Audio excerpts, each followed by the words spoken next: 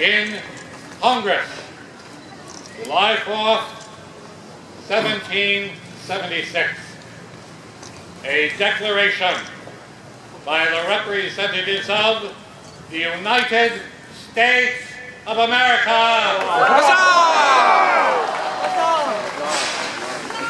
General Congress assembled.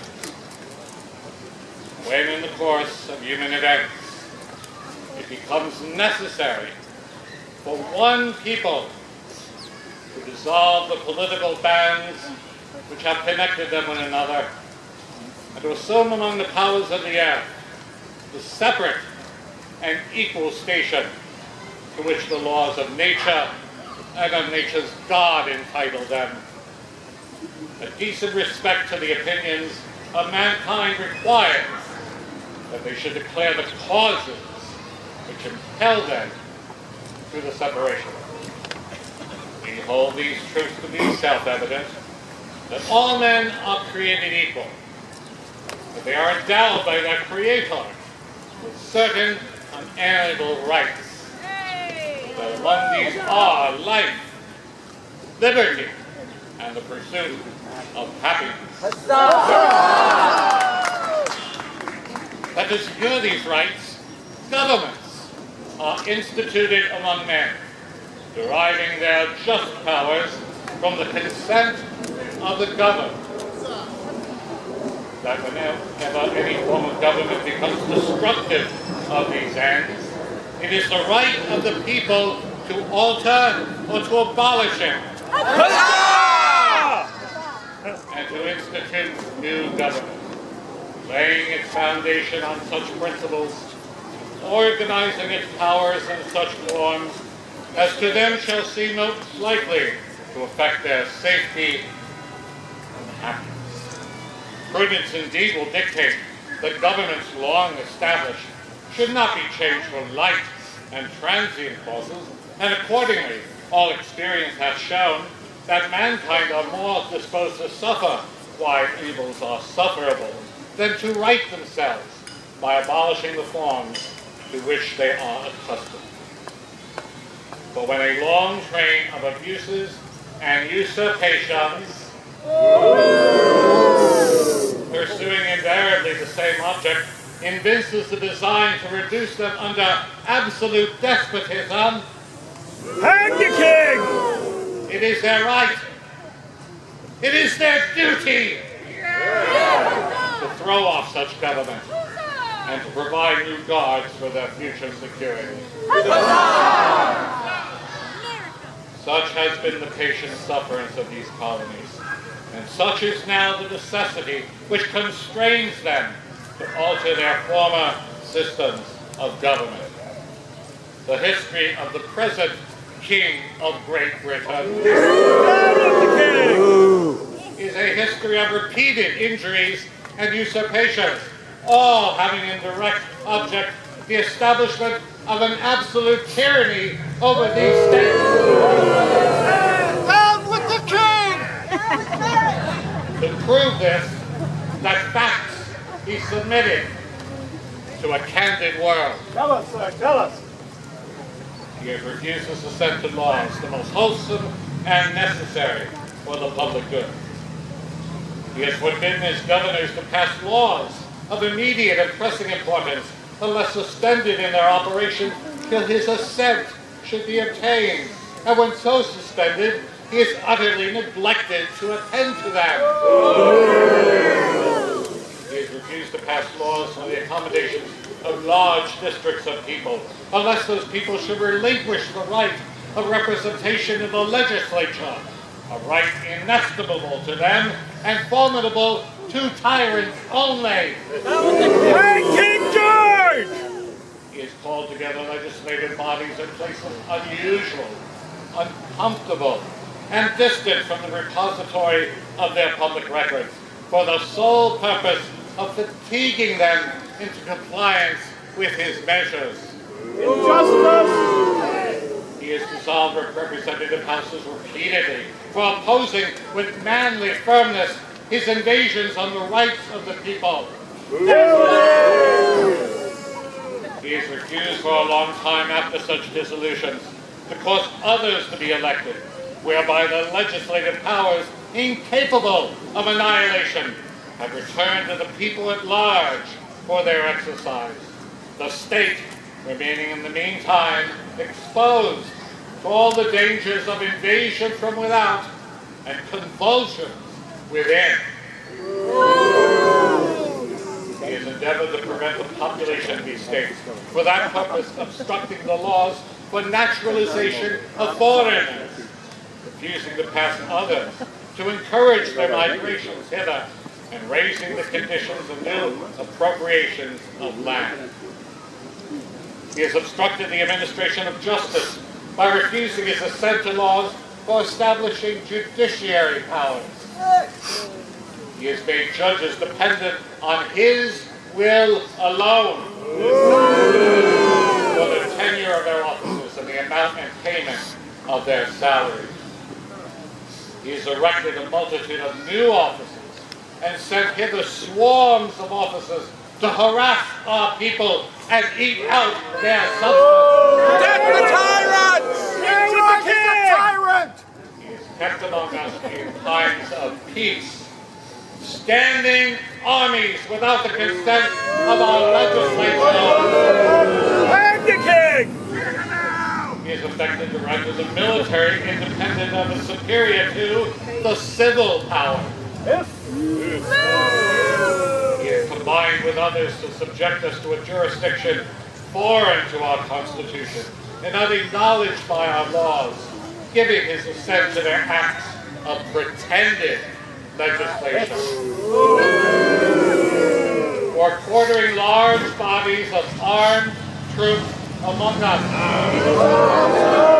Hang the king! For protecting them by a mock trial from punishments for any murders which they should commit on the inhabitants of these states. Death to all tyrants! Cutting off our trade with all parts of the world. Want free trade! For imposing taxes on us without our consent. For depriving us in many cases of the benefits of trial by jury.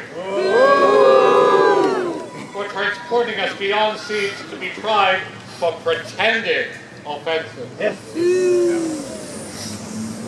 For abolishing the free system of English laws in a neighboring province, establishing therein an arbitrary government and enlarging its boundaries so as to render it at once an example and fit instrument for introducing the same absolute rule into these colonies.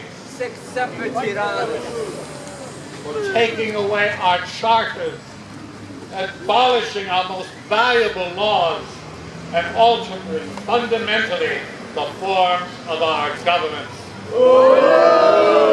Down with the king! For suspending our own legislatures and declaring themselves invested with power to legislate for us in all cases whatsoever.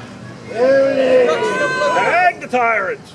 He has abdicated government here by declaring us out of his protection and waging war against us.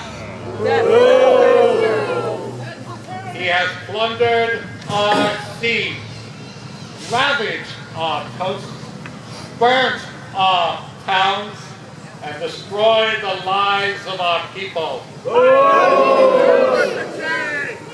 He is at this time transporting large armies of foreign mercenaries to complete the work of death, desolation, and tyranny, already begun with circumstances of cruelty and perfidy, scarcely paralleled in most barbarous ages, and totally unworthy the head of a civilized nation. What he has done! Off with his head.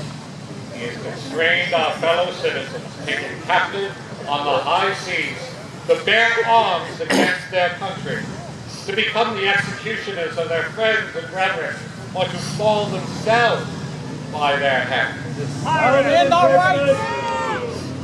He has excited domestic insurrections amongst us, and has endeavored to bring on the inhabitants of our frontiers, the merciless Indian savages, whose known rule of warfare is undistinguished destruction of all ages, sexes, and conditions. Heathen savages. In every stage of these oppressions, we have petitioned for redress in the most humble terms. Our repeated petitions have been answered only by repeated injury. A prince whose character is thus marked by every act which may define a tyrant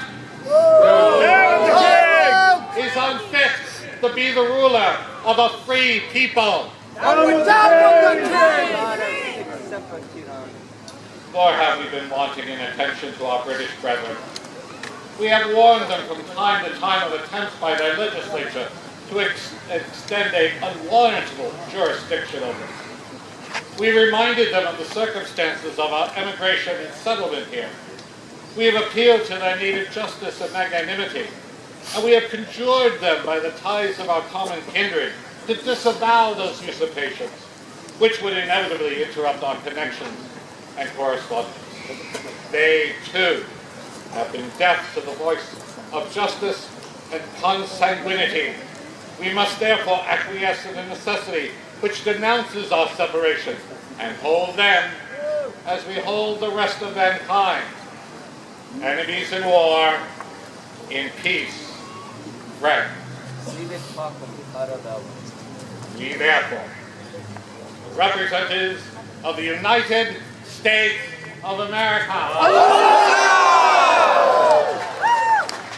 in General Congress assembled, appealing to the Supreme Judge of the world for the rectitude of our intentions, do in the name and by the authority of the good people of these colonies, solemnly publish and declare that these united colonies are and of right ought to be free and independent.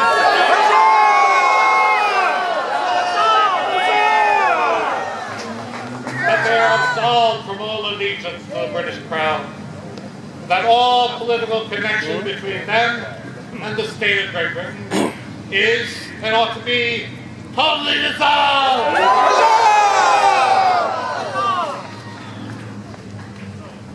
And that as free and independent states, they have full power to levy war, conclude peace, contract alliances, establish commerce, and to do all other acts and things which independent states may of right do.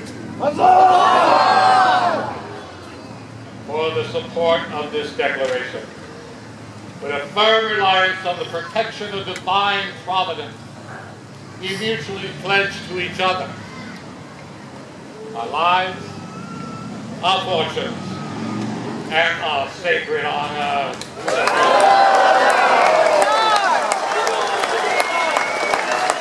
Perpetual and undisturbed independence to these United States of America. Hip, hip. Huzzah! Huzzah!